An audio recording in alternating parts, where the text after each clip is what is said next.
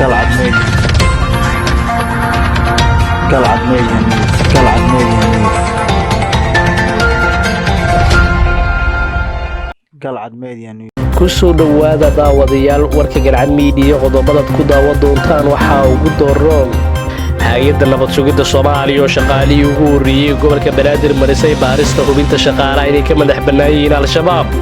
wasiirka ka tirsan xukuumadda oo gaaray magaalada Boosaaso xilligu jira khilaaf u dhaxeeya dawladda iyo Puntland James Wano qarax uu ka badbaaday 24 Juulaay kadib booqday xarunta gobolka Banaadir guddiga doorashooyinka qaranka oo walaac ka muujiyay inay ku shaqeeyaan madaxtooyada oo galisteedu ay caqabad ku noqotay xisbiyada siyaasadeed Puntland oo shaacisay inay dib u celisay 300 oo kun oo sogolooti Toobiyaan ah xisbiyada siyaasadeed dalka lagu hor istaagay tagista xarunta guddiga doorashada madaxtooyada ciidamada Turkiga oo isku diyaarinaya howlgal ay ka sameeyaan gudaha dalka Syria iyo kumanaan dalxiisayaal ah oo muddo kooban tagay dalka Sacuudiga حقاق هادي aan ugu cusub tahay fadlan daawada subscribe channelkan si aad u hesho wax kasto aan channelkan soo gelino taariikhdu waxay tahay 9 bisha 10 Oktoobar 2019 intii aad maqasheen oo faahfaahsan ku soo dhawaada daawadayaal قلعة ميديا قلعة ميديا قلعة ميديا قلعة ميديا ciidamada hogaaminaya sargaal lagu magacaabo Faarax Qaroolo oo ka tirsan booliska gaarka ah Soomaaliya ayaa duleedka Muqdisho waxa lagu la beegsaday qarax miino oo aad u culus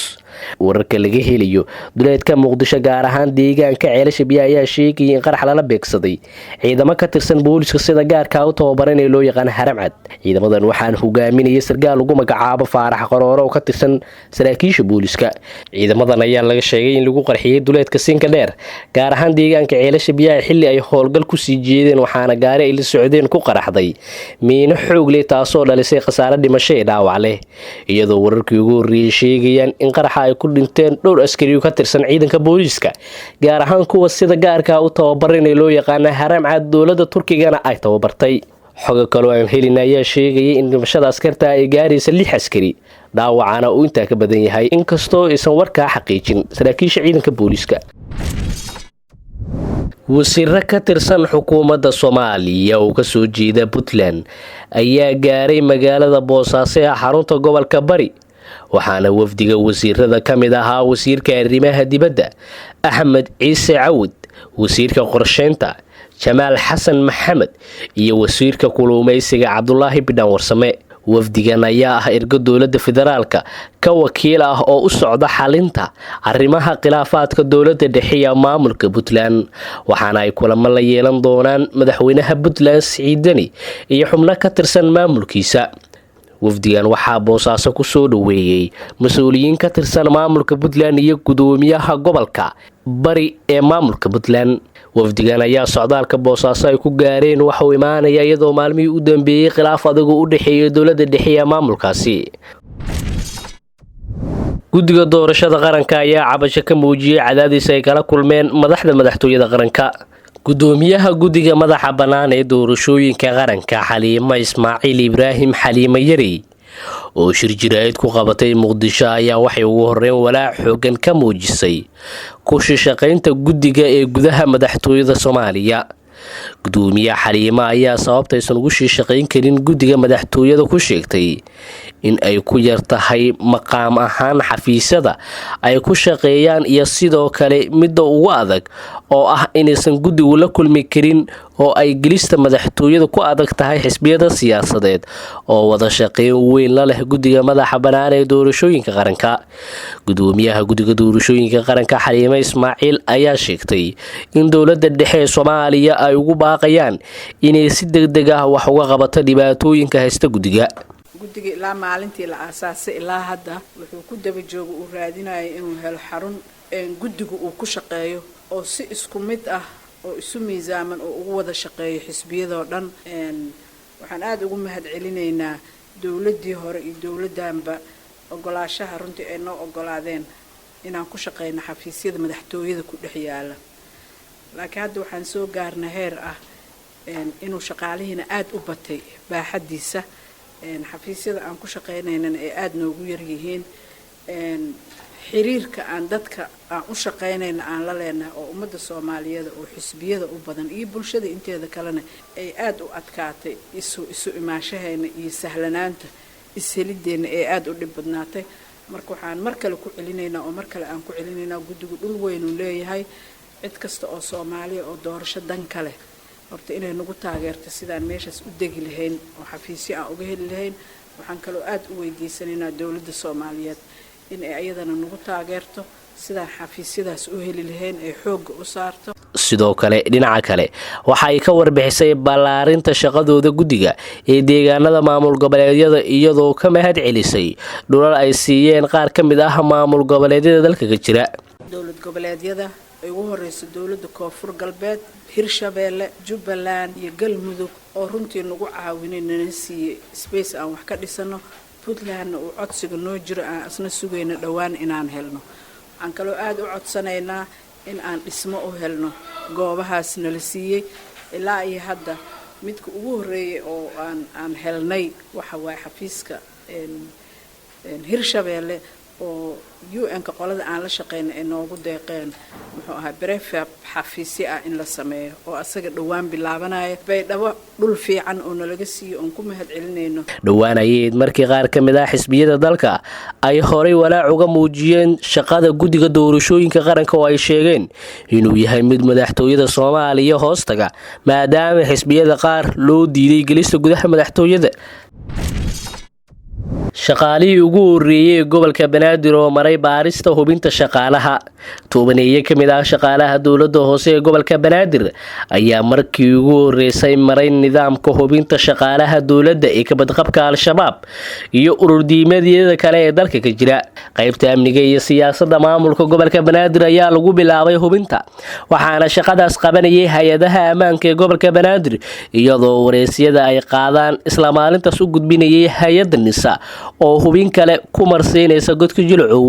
su'aalo isku mid ah ayaa la weydiinayay shaqaalaha waxaana tirada su'aalaha lagu sheegay in ka badan 20 su'aalood oo qaarkood isku soo noqonaya si qofka looga helo jawaabo aan iswaafaqsaneen xogaan helnay ayaa su'aalaha dadka la weydiiyay waxa ka mid ah qofka shaqaalaha waxa la weydiinayaa qabiilkiisa ilaa 3 xeer ama ilaa jufo hoosaadka sidoo kale waxa la weydiinayaa yaa weeye xildhibaankaaga nabadoonkaaga ka diiwaan gashan wasaaradda arrimaha gudaha maxaan qaban jirtay ka hor intaadan dawladda u shaqo bilaabin ma ka mid noqotay al-shabaab daacish ama urur diimeedyo kale sida xisbul islaam maxkamadihii iyo kuwa kale imisaxaas ayaa leedahay caruurtaada waa imisa guur ayaa soo martay iskuulkii ka soo baxday muxuu ahaa luuqadda waxbarashada ma carabi mise ingiriis jaamacadee ka baxday dhigataa iyo su'aalo kale dawladda Soomaaliya ayaa wada dadaalo lagu hubinayo shaqaalaha dawladda oo dhan waxaana hadda socda hubinta guud ahaan shaqaalaha dawladda maamulka Puntland ayaa shaaciyay inay dib u celisay 300 kun oo sogolooti Itoobiyan ah wasiirka arrimaha gudaha Puntland Maxamed Cabdiraxmaan Dabancad oo wareysi gaar ah siinayay warbaahinta ka howlgasha Puntland ayaa ka warbixiyay kulan uu Garowe kula qaatay qunsulka dawladda Itoobiya u fadhiya Garowe wasiirka ayaa sheegay in kulanka dhex maray isaga iyo qunsulka Itoobiya oo ku saabsanaa siyaasadda xakameynta qulqulka muhaajiriinta u dhashay wadanka Itoobiya ee soo galaya gudaha Puntland iyo ilaalinta xuquuqda dadkaasi tahriibayaasha ah Dabancad ayaa sidoo kale sheegay in Puntland ay dib u celisay ilaa 300 kun oo muhaajiriin Itoobiyaan ah kuwaasoo soo dalbaday in dib loogu celiyo wadankoodii halka hay'adda socdaalka adduunka ee qaramada midoobay ay gudaha Puntland dib ugu celisay in ka badan 300 oo isla muhaajiriin Itoobiyaan sida wasiirku sheegay gudoomiyaha gobolka Banaadir ahna duqa Muqdisho Cumar Maxamuud Maxamed Finish ayaa kulan gaar ah la qaatay wakiilka xogayaha guud ee qaramada midoobay fadhiya Soomaaliya James Swon kulanka waxa goobjoog ka ah xubno ka tirsan gobolka Banaadir iyo mas'uuliyiin ka socda qaramada midoobay Cumar Finish ayaa kala hadlay James Swon qodobo ay kamid ahaayeen xoojinta amniga caasimadda iyo taageerida qaramada midoobay ee xaqiijinta nabadgelyada kulanku ahaa mid qaatay saacado ayaa sidoo kale diiradda lagu saaray xal u helista arrimaha barakacayaasha shaqo abuurka dhalinyarada dhismaha wadooyinka magaalada Muqdisho dardargelinta arrimaha horumarinta iyo qodobo kale wakiilka xogayaha guud ee qaramada midoobay Soomaaliya u fadhiya James Swon ayaa gudoomiyaha gobolka u ballan qaaday inuu xoojinayo wada shaqeynta tooska ah ee ay leeyihiin gobolka Banaadir James Swan oo booqday xarunta gobolka Banaadir 24 Juulaay 2019 waxaa halkaasi ka dhacay qarax ay ku dhinteen mas'uuliyiin ka tirsan gobolka Banaadir oo ugu horeeyay gudoomiyihii hore gobolka Banaadir Allah u naxariistay Injineer Yariisow waxaana al-shabaab oo sheegtay mas'uuliyadda weerarkaasi sheegeen in bartilmaameedka qaraxu ahaa wakiilka cusub ee qaramada midoobay ee Soomaaliya James Swan oo booqday xarunta wax yar uu ka hor xilliga uu qaraxu dhacay. ciidamada Turkiga ayaa isku diyaarinaya howlgal ay ka sameeyaan gudaha dalka Syria. ciidamada dawladda Turkiga ayaa ku jira diyaar garowgii ugu dambeeyay howlgal ay ka sameeyaan magaalooyin ku yaala gudaha dalka Syria halkaas oo ay shalay ka baxeen ciidamada Mareykanka oo ku sugnaa. ciwaanka Twitter-ka ee wasaaradda difaaca dalka Turkiga ayaa lagu qoray in ciidamadu ay galeen heegankii ugu dambeeyay oo ay ku diyaarsan yihiin qaadistooda tilaabo degdeg ah haddii ay dareemaan halis argagixiso. madaxweynaha Mareykanka ayaa ugu hanjabay inay dhaqaalaha Turkiga waxyeeleen doonaan haddii ciidamada Turkiga Suuriya galaan. ugu dambeyntii kumanaan dalxiisayaal ah oo muddo kooban tagay dalka Sacuudiga sida warbaahinta dalka Sacuudiga baahisay in muddo 10 cisho gudahood ayaa dalkaasi tageen 24,000 oo ruux oo dalxiisayaal ah. war ay baahisay wasaaradda arrimaha dibadda Sacuudiga ayaa lagu sheegay in 10 cisho ee la soo dhaafay ay Sacuudigu tageen 24,000 oo ruux oo dalxiisayaal ah. ilaa 49 wadan oo caalamka ayay ka tageen dalxiisayaasha ugu badan ee Sacuudiga tagay waxayna intooda badan ka soo jeedaan dalalka Mareykanka, Malaysia, Shiinaha, Korea, Singapore, Australia, Korea iyo dhowr wadan oo Yurub ku yaala. dhamaadkii bishii September ayay dawladda Sacuudiga sheegtay inay dalkeeda u ogashahay dalxiisayaal inay tagaan. daawadayaal waa naga intaa warkaad kala socoteen Galcad Media. haddii aad nagu cusub tahay fadlan daawaday subscribe channelkan si aad u hesho wax kasta oo channelkan soo gelino ku saabsan akhbaaraadka caalamka iyo gudaha Soomaaliya. Galcad Media. Galcad Media. Galcad Media. Galcad Media.